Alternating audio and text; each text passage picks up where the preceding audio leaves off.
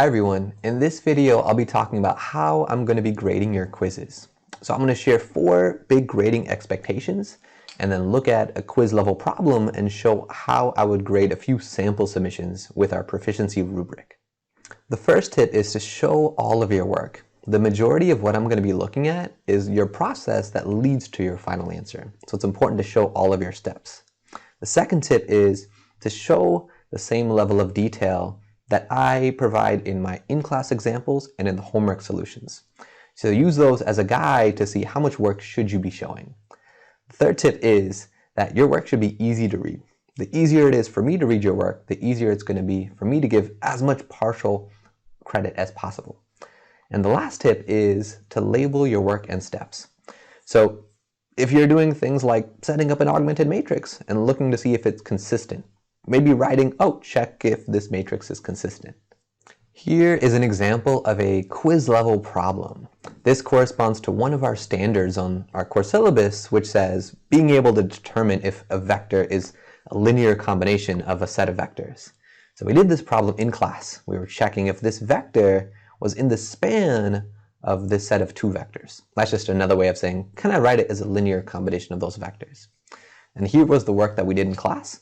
This was a completely correct solution. It's showing all the works. It's labeling all the row operations, which is probably something I would ask you to do during the quiz in the instructions. So this work would get full credit. It is demonstrating proficiency. So it would get 4 points. So let's look at a few other sample submissions. In this first student's work, they have made a couple of small errors. They miscopied the 2. It should have been a -2. And then when they solved for the x1 variable, they had an arithmetic error. So a few minor errors, according to the rubric, this would be approaching proficiency. This would get 3 points. One of the big reasons that I have the bar for proficiency set at where it is that if you don't get full credit on a quiz problem the first time, that's okay. Remember, you can always improve your score by doing corrections on it and then taking a reassessment. So you'll have multiple opportunities to demonstrate your proficiency. In this next student submission, they also made a row reduction error, but it led to a major change in the structure of their augmented matrix. It gave them an inconsistent system, which shouldn't have happened.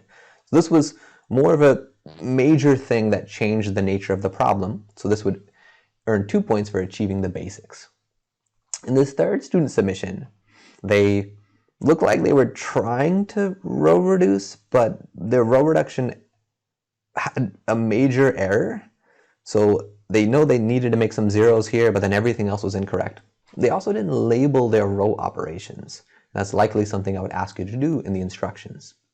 So they would get 1 point for approaching the basics because they knew they needed to set up this augmented matrix, but everything after that was incorrect.